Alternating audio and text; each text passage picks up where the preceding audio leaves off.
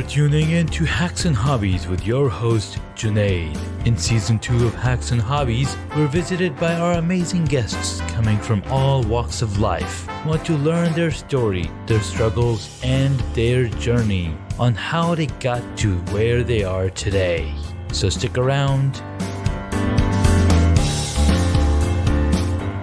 In this episode, I get to talk with my good friend, Ahmed Qureshi. He's a longtime athlete and one of the top cyclists in our Team Velocipede group of cyclists. He has been one of the leaders and one of the organizers to a lot of the events and meetups that we do during cycling. And I've gotten to know him as one of the experts in a lot of the health aspects and a lot of the training and cycling all together. And being a long-term athlete himself, it's been a great journey learning from him and following his lead in the cycling arena. And I was lucky enough to get some time from Ahmed to come on the podcast and talk about cycling. Ahmed, thanks so much for coming onto the podcast. Thanks for having me. Absolutely. So, you know me from over the past few years, having involvement in so many different hobbies, and cycling is one of my fun hobbies that I took to heart back in 2017, and I'm waiting to make a comeback this year. Hopefully, if it's not too late. So I wanted to bring you on and, talk a little bit about what's going on and how you got into cycling. So give us a little run. Sure. Yeah. Well, I grew up as a runner. Even before middle school, I was always just running around outside.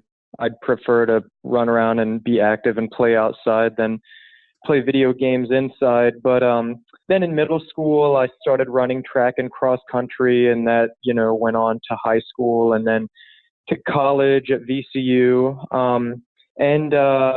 Then one of the other guys on the team, Saad, he and I bought some mountain bikes, and then one thing led to another, and all of a sudden we've got about 10 of our Richmond buddies out there on the trails every weekend, mountain biking.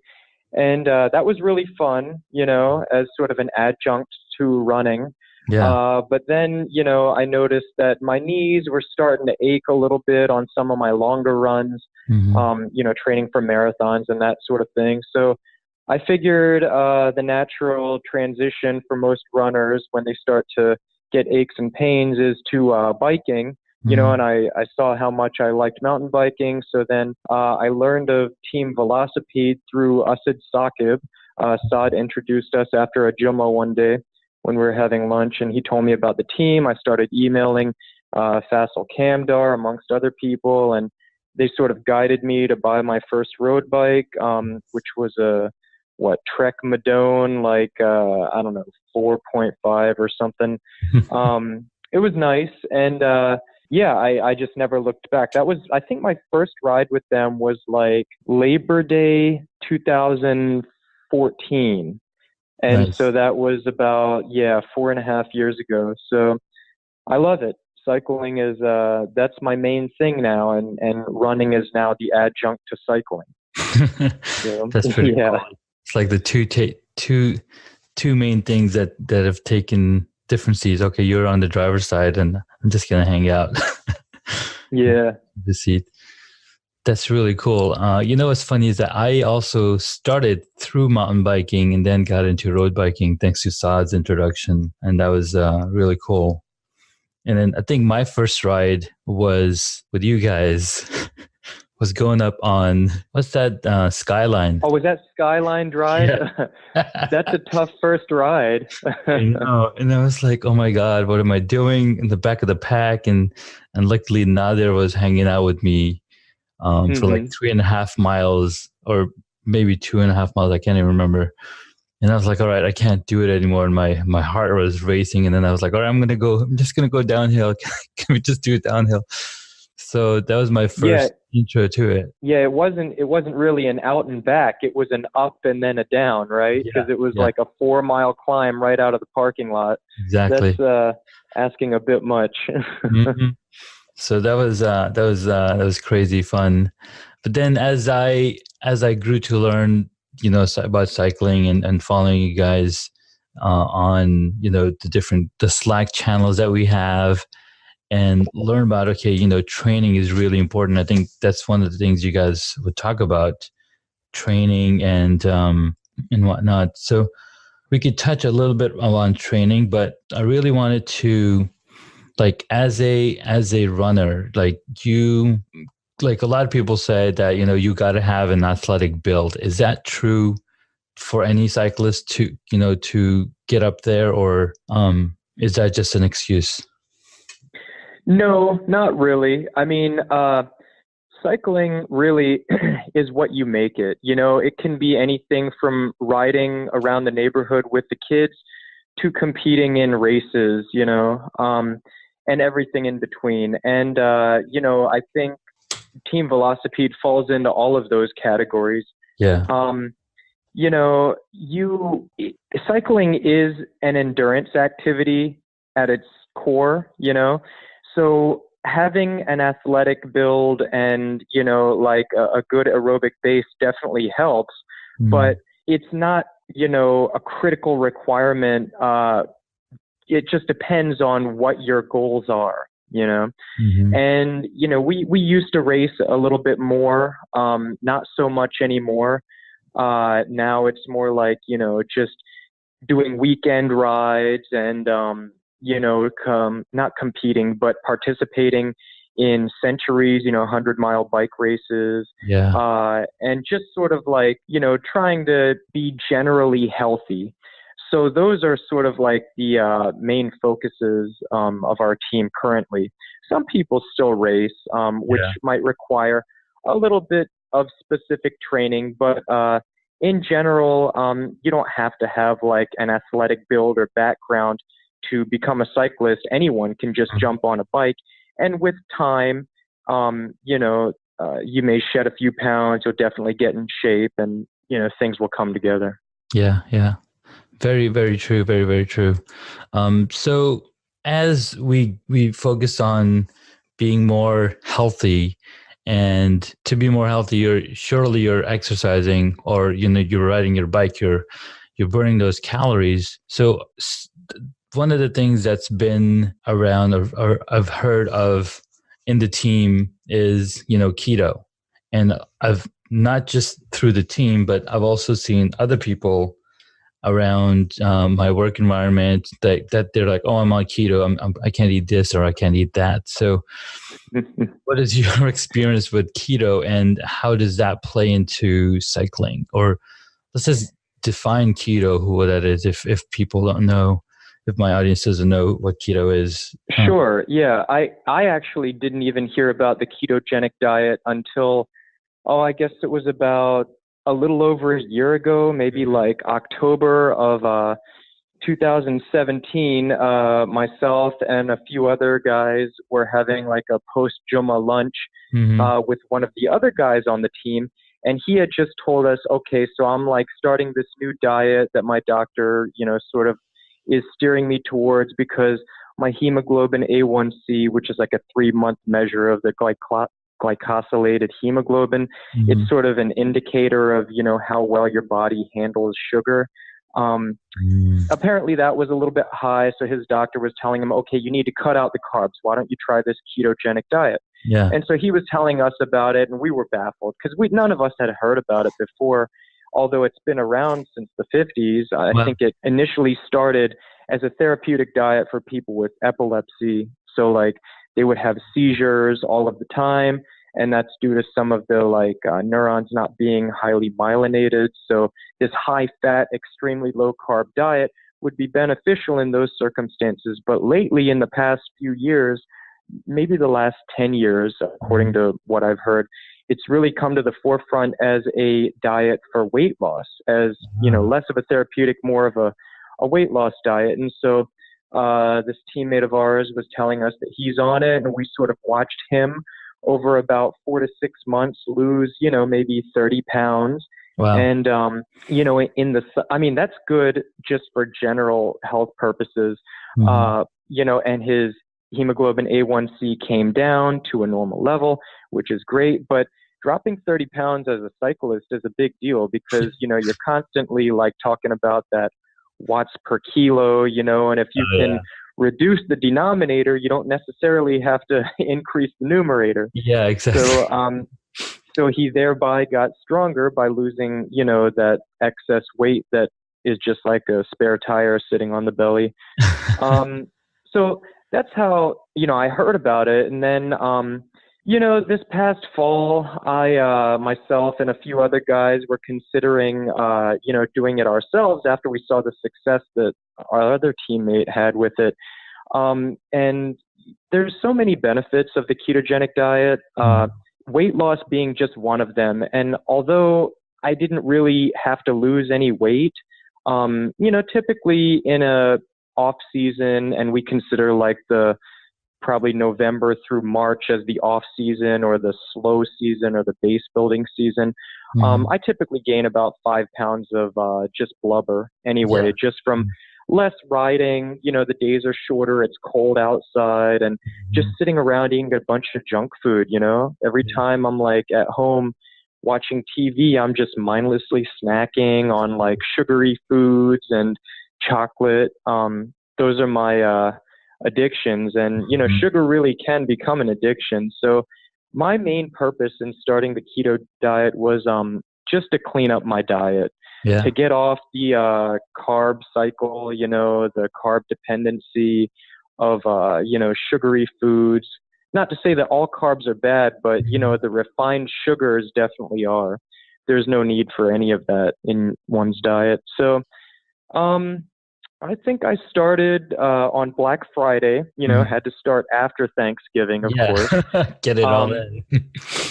And I'm still going. So my plan is to just keep going until Ramadan starts. So that's going to be early May. So that will make December, January, February, March, April, about 5 months. 5 months into it. So, And,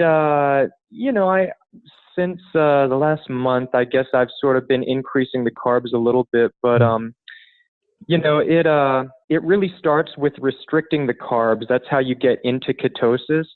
So the idea is that you're reducing the carbs to an amount of like 50 grams or less a day, so that your body has to move to an alternative source of fuel. The easiest fuel for your body to burn is the carbohydrate because, it takes less energy for your body to turn a carb into energy. It all has to do with like the Krebs cycle and all that biology we learned back in high school and college.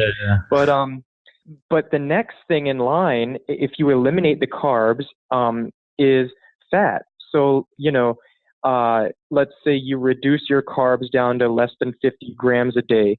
So after like 1 or 2 days, the glycogen that's stored in your liver will burn up, when you're sleeping and throughout the day. And then once your liver burns through its stored glycogen, it will start producing ketone bodies from the free fatty acids that you have stored in your body that are just sitting there waiting to be used, but never get a chance to be used if you keep eating carbs. So if you interrupt the cycle and stop the carbs, that will force your body to start burning some of that stored fat. And in each gram or in each pound of fat, there's 3,500 calories, which, is more than a day's worth of calories. So, I mean, you just think about how many pounds of fat the normal person has on their body. That's enough to keep them sustained for days on end. That's really interesting.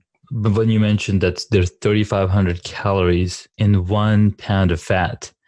And so one thing that I remember, and I guess it makes sense because of this fat number or calorie count. One thing that we learned in Cub Scouting was that, the threes, like you can survive it without 3 minutes of air, or is it something like that? 3 days without water and 3 weeks without food. So that totally like goes back into all that fat that you're storing. It's so you can survive those days when you go without food. Exactly. You know, a lot of the podcasts I've been listening to the last 4 months about keto always refer back to the primal ancestors, you know, and so they just sort of say, okay, you know, back in the day, you know, when food wasn't around at the grocery store and you had to hunt and survive, you wouldn't always get to eat, you know, every day. So you have to be able to go long periods of time without food. And that's where fat comes into play. Yeah. And there weren't a lot of carbs around then either. So, you know, it was mostly fat and meat, which are the main two components of the keto diet. Beautiful. Well, so we know history of the origin of keto, where it came from, and then how it helped our teammate because he from a health perspective. So that's really, really cool. And then that started triggering my head because I have a tendency to eat a lot of sugars. I mean, day and night, I'm consuming sugars left and right because either my body creates it. And then the other thing that I remember is sugar is also very addictive because it has that immediate high, right? So you're always looking for, okay, what can give me that immediate high? And sugar has that effect. So are there any withdrawals when you first started going into like the keto diet? Well, I mean, I think you're absolutely right. There is, you know, instant gratification reward center in the brain, and the sugar does cause a dopamine release. And so when you look at a PET scan of people who are, you know, on drugs, you know, like whether it's cocaine or whatever, the reward center lights up when people take cocaine. Same thing happens when people eat sugar. So it really is an addiction, just like a drug. And, you know, the idea is to wean yourself off slowly. You know, I did a little research before I actually dove in and, you know, started the diet. And a lot of the stuff I was reading was saying, don't just stop sugar cold turkey, because you'll get symptoms such as the keto flu, right? And, you know, anyone who, you know, is Muslim and fasts during Ramadan, I think we've all experienced the first day of Ramadan, everyone gets that crushing headache, you know, they feel weak and lethargic and a little bit shaky. That basically is the keto flu that people go through. So what they were recommending is do a week of low carb, right? Because I don't know, you know, carb intake could vary. If you're like, you know, a carb dependent endurance athlete, you might be taking in like 500 carbs a day, 500 grams of carbs, or you might be taking in 200. But the idea is to slowly transition. So I gave myself a week of low carb. And to me, that meant cutting out the sugary snacks, right? So I would just, every time I'd mindlessly reach for a snack, I'd have to catch myself and say, oh no, we're not doing this anymore, right? So after a week of that, once Black Friday came and it was time to, you know, stop all the carbs altogether, minus about 50 grams a day, which really those 50 grams, even if you're just counting the net carbs, come from like, you know, sources like nuts and, you know, vegetables and these sort of things. It's not like you can have a Snickers bar and say, okay, that's my 50 grams of carbs for the day. It's what we call incidental carbs that come from whole foods. So anyway, yeah, when I started on Black Friday, Black Friday wasn't too bad. You know, I went for a little bike ride on my own, but I was keeping it, you know, at a low intensity. We say we're doing math training, which is a whole nother podcast in itself, but that basically, that's mathotone training where you're trying to keep your heart rate at 180 minus your age. And so basically the idea is that, you know, plus or minus 5 for this or 5 for that. But if you keep your heart rate low enough, you'll stay in the fat burning range where your body's optimal, you know, optimally burning fat. And if you go above that heart rate, then you're going to start burning sugar and it's going to become like, you know, a tougher workout for your body. So anyway, the first thing I noticed was actually on a Sunday ride that me and all the guys on Velocipede were doing a ride out there around Lovettsville, and it was maybe a 50 miler. And I did it fasted. So that means, I woke up, all I had before the ride was water, all I had during the ride was water, and I was trying to keep my heart rate low enough, but my plan was to, like go out there and just see if I'm fat adapted yet, right? So fat adapted means, your body is recognizing that it doesn't have much glycogen in the muscles. So it needs to start utilizing some of your stored body fat. And, after that ride, I felt incredibly sore. I knew my body was going through something because, that sort of ride at that intensity shouldn't, elicit that type of, soreness from my muscles. So I could tell that something was happening. Yeah. And, so I guess that was about 2 days. Within about 2 or 3 days, I was in ketosis. Yeah. And for people who have been doing it longer, they could probably flip in and out of ketosis a little bit quicker than that. But since that was my first time truly being in ketosis, it took about 2 or 3 days. Although, I have done like plenty of fasted rides before, which, are supposed to help you become a better fat burner, but truly in ketosis, this was the first time. So that was my experience with it. That's crazy. Yeah, I mean, I've done some fasted rides. I remember back in 2017, but not at this level at all. That was a pretty intense. I'm sure it felt really intense for you, right? Experiencing that soreness, because being an athlete yourself and being riding for so long, like I was thinking about, you're trying to keep your heart rate low, but I remember like when we used to ride with you, you'd always have a low heart rate anyways. So like how low were you going for? It's, I can't even imagine. But well, yeah, I think from my, I guess, decades at this point of, endurance activities, I've built up, the metabolic machinery and the mitochondria and the muscular endurance. The body adapts. So, I think when the heart gets stronger and the body becomes efficient, the heart necessarily doesn't have to beat as fast, because there's like stroke volume times heart rate equals cardiac output. Yeah. It's just like, how you get watts on a bike.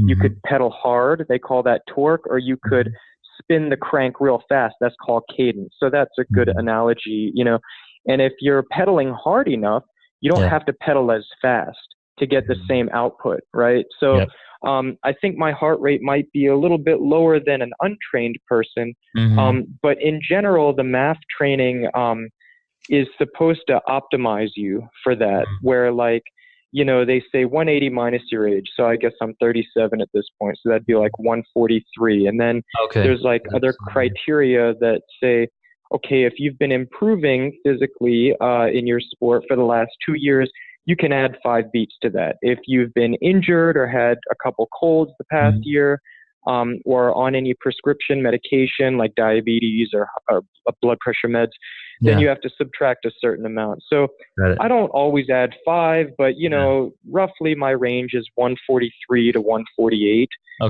So sometimes I just cut it in half and say 145.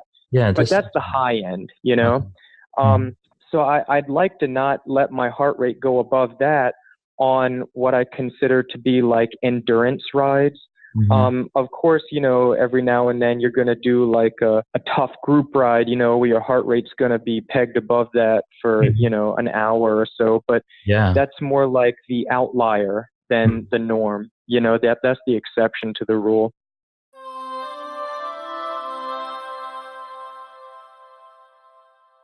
Hello, Hacks and Hobbies listeners. Are you looking to share your opinions, give me feedback, or tell me what you're thinking? Send me a voice message. Voice messages are an easy way for you to send me audio that might end up in future episodes of Hacks and Hobbies. They're the latest feature from Anchor. the platform I use to make this podcast. Here are some of the things I would love to hear from you. Are you enjoying the direction the podcast has taken for season 2? Is there someone I can interview that will absolutely help you gain more knowledge? What do you think of the different topics that I talk about on the podcast with my guests? You can send me a voice message right now from wherever you're listening. Just tap the link in my show notes. I can't wait to hear from you.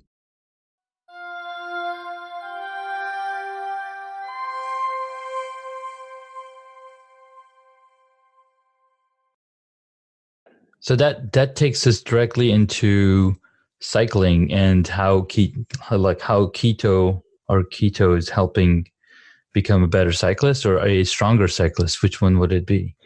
So they say in terms of in regards to the keto diet that you're not trying to lose weight to become healthy by being on the keto diet. You're trying to become healthy via the keto diet, and losing weight is a byproduct of that, right?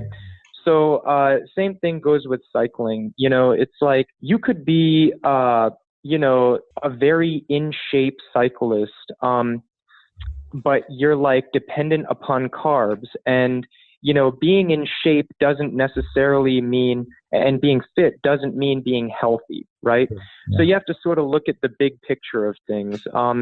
As we get older, we get wiser, and we say the older I get, the faster I was, right? That's the saying. So it's like, I remember when I first started, I was so gung-ho. Every ride was going to be like, a speed-setting, record-breaking ride. Mm-hmm. But then, eventually your body starts to rebel, whether it's, achy joints, achy muscles, chronic inflammation, the thought that, well, I went out there and burned like 1,000 calories in an hour.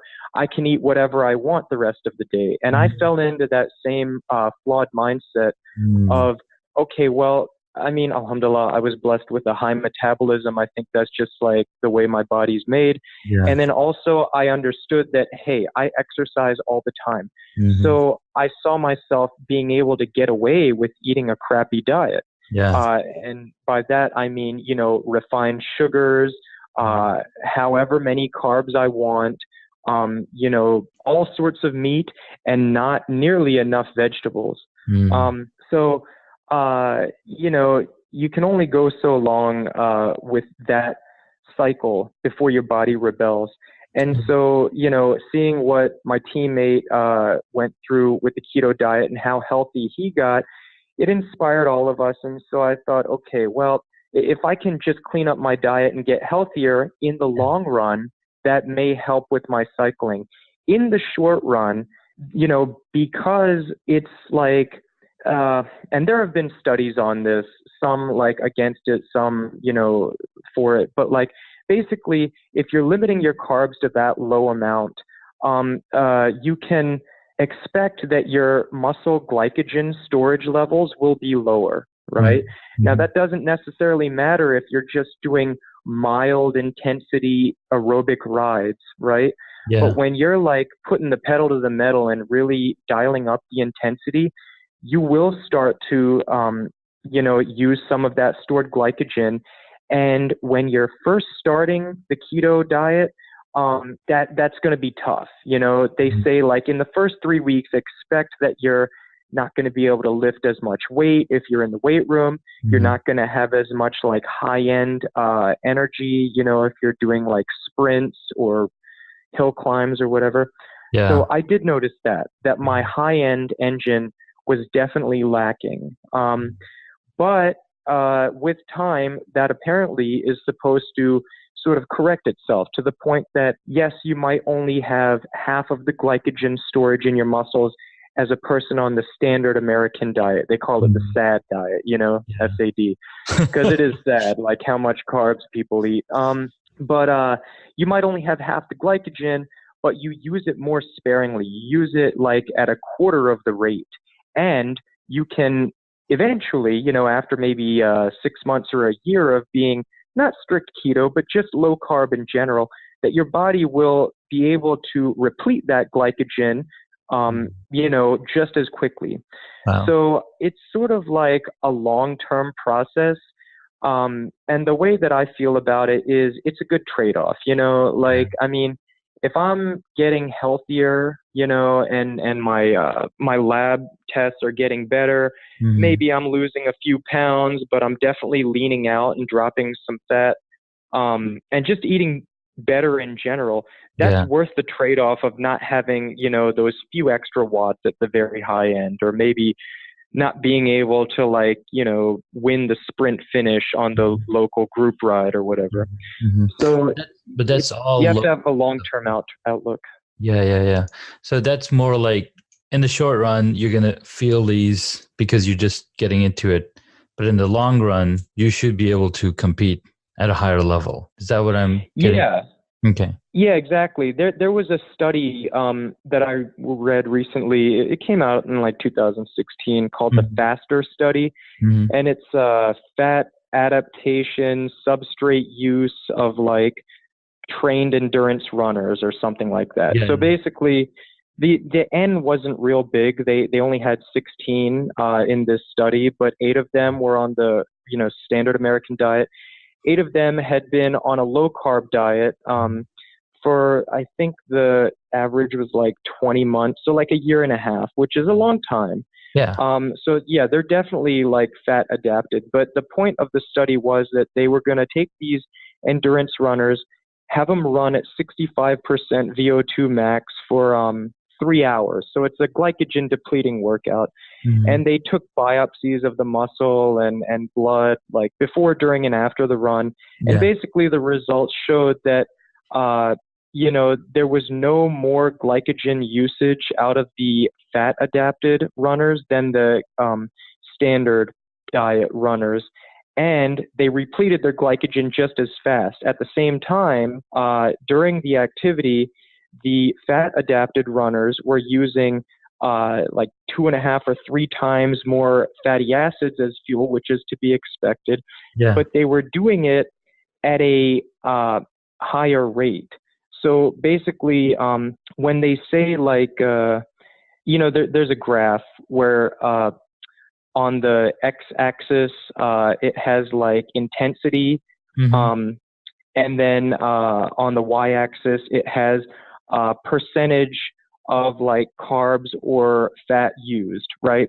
And so as you go to the right on the x-axis, the higher the intensity goes, you go from using mostly fat and very little glucose to they intersect, right, where you're using 50% fat, 50% glucose, at about the 50% intensity range, right? Yeah. And then when you go to even higher intensities, it goes to being mostly glycogen usage that your body's using and very little fat. So what they found was that the fat adapted runners were able to push the intensity of the run to 65% of their VO2 effort, and still be using mostly fat. So if you think about it, fat is a cleaner burning energy source anyway. It doesn't cause the inflammation that carbohydrates do when they're broken down, and inflammation is bad for a number of reasons. But if you think about the fact that you only have a certain amount of glycogen stored in your muscles, it's a finite amount versus the thousands and thousands of calories you have in your stored body fat. It's like an endless supply of energy. If you can tap into that energy and even use it at a higher intensity, that's a win-win, plus then you don't have to take in any extra carbohydrates on the bike or on the run, which, probably from doing centuries with us, that it's hard to suck down a gel and digest it when all the blood is in your working muscles and not in your gut, Yeah, that's how you get gut rot. That's really, really interesting, because it's almost like either you're burning fossil fuels. Right. Yeah. They talk about it in terms of cars. Are you running on dirty burning diesel, or are you a Tesla running on clean burning electric energy, being efficient? Now, the caveat to that is the Tesla, let's not talk about the Model S, but just the Model 3, right? it might not be, or a Prius. Let's say a Prius. Yeah. A Prius might not be as fast as a Porsche, right? No. But it's more efficient, right? Yep. And so it comes down to what your goals are and what's important to you, you know? So like, Absolutely. you know, if you're a racer and that's your job, you get paid to win races. So these Tour de France riders, they probably can't afford to be on the keto diet because they need every watt for that last sprint. But if you're just a Joe Blow out there on the weekends trying to like be social and have fun with your mates, then, you know, it's okay. It's a good trade-off. In the long run, it'll be better for you to be healthy rather than to be fast. Because again, you know, being fit is not the same thing as being healthy. Absolutely. That's very, really, really cool. I like that. So having good health, because we need to just stop kidding ourselves, because we're all getting older. We're all, you know, addicted to the sugar, and then eliminating sugar and carbohydrates is good for the body. Now, when you say, and I think you mentioned it was refined sugars, because fruits have a lot of sugars, right? There's vegetables that have sugar. So what's your limitation on how much you can consume of that? Because, you know, there's grapes, apples, pears, and they have a ton of sugar in them. How do they? Right. So some of the science behind keto is that, well, the magic number really is like 35 to 50 grams of carbs a day is what's required to get you into ketosis, which is not a very big amount. And as you just said, there's carbs in pretty much everything, you know, except for like meat and even vegetables have carbs. So the main three evils that you want to try to avoid at the very least are the refined sugars, which is in pretty much like all of the, you know, shelf snacks, you know, cookies and all this. You want to avoid the grains, the refined grains, because those cause inflammation, just like the refined sugars do. And the third one is the refined vegetable oils.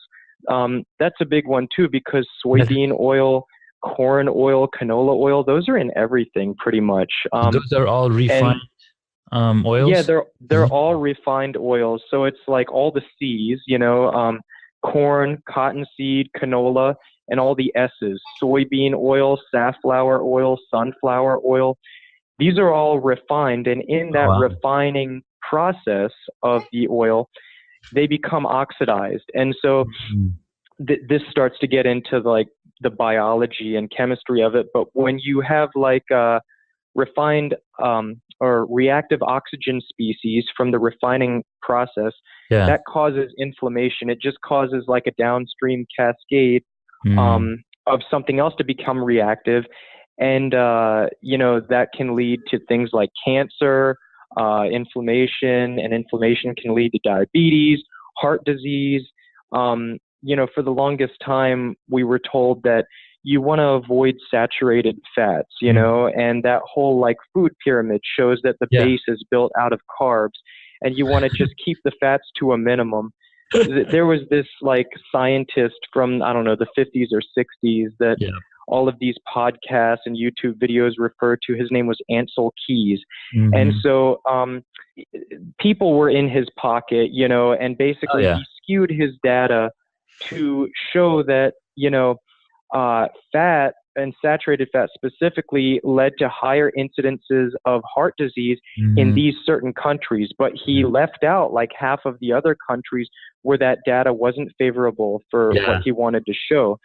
So after, you know, decades of us being on this low fat, high carb diet, you know, it led to all this disease, you know, see this obesity epidemic in America. You know, recently it's been shown that it's not actually the saturated fat that's causing the heart disease. It's the combination of these refined vegetable oils that are inflammatory by nature, and then combined with oxidative stress of, you know, everyday life, and then also the refined sugars, which causes inflammation. So when you have like those three, that trifecta of heart disease, people are going to get heart disease. So people sometimes, when we talk about this high fat, moderate protein, low carb, ketogenic diet, people get scared because they're like, oh, well, fat's so bad. And you're eating how much saturated fat a day?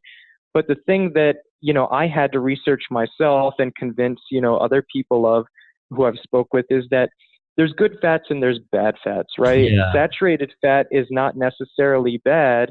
It's those refined vegetable oils and fats that are the problem, the polyunsaturated fatty acids. You know what's funny about well, not funny, but what really happened was it was the sugar companies that wanted to like put fats down, and they wanted to promote sugar, and that's why we have this what do you call it?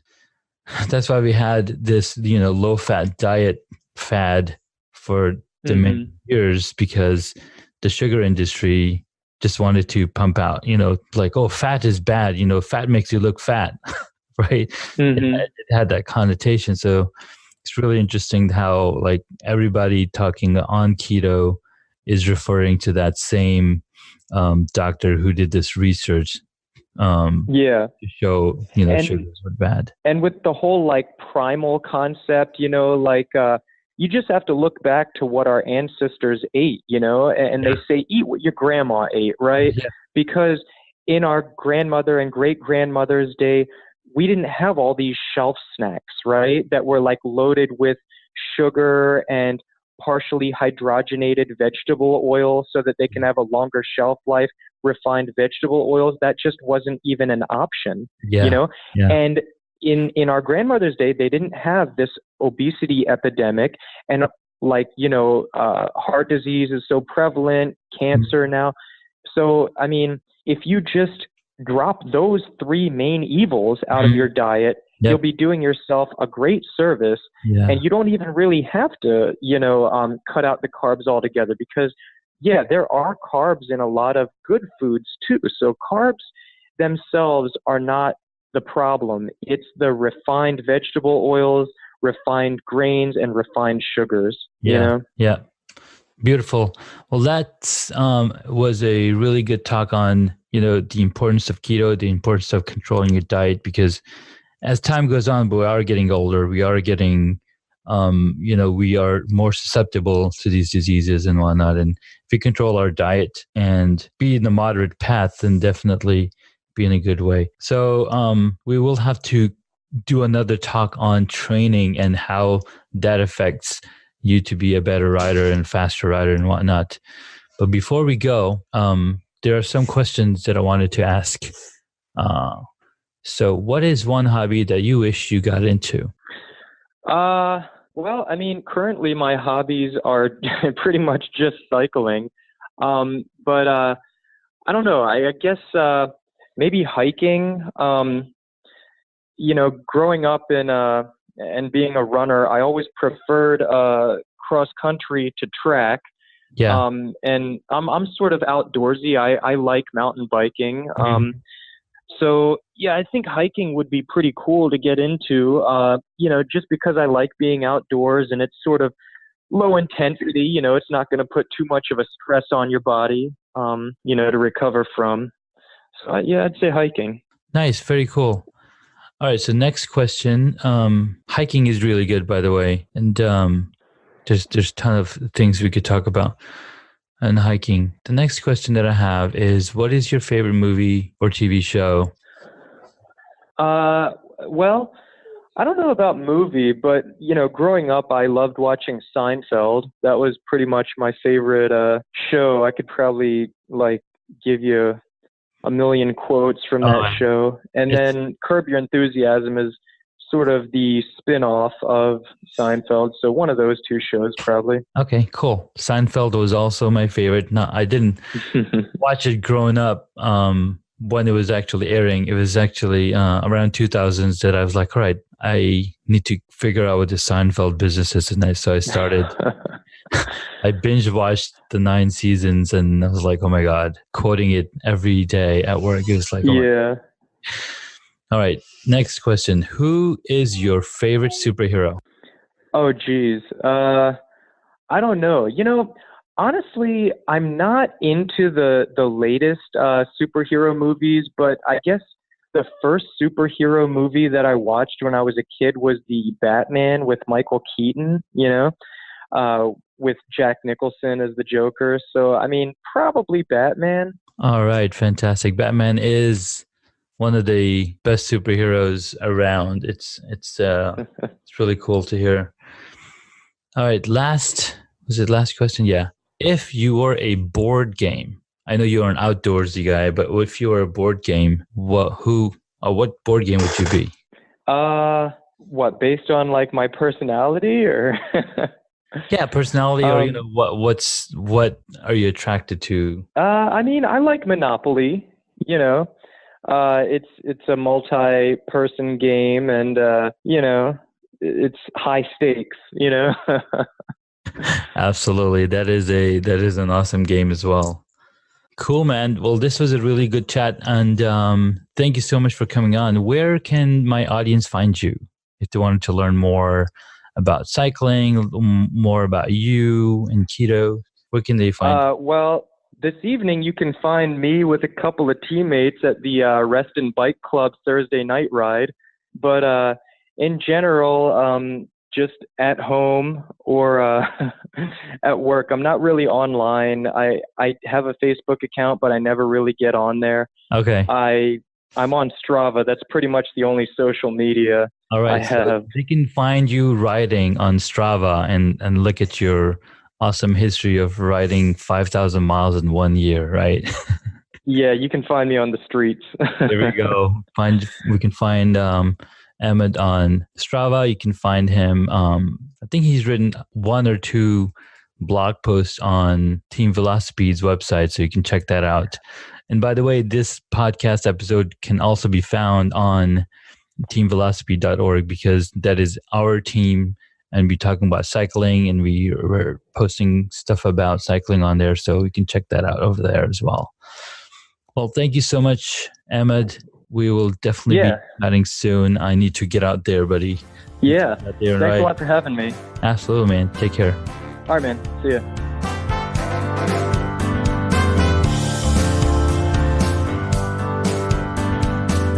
Thank you for listening to Hacks and Hobbies. You can find additional information on the guest today on their website, hacksandhobbies.com. Please feel free to subscribe to the podcast so you don't miss out on upcoming interviews with amazing guests.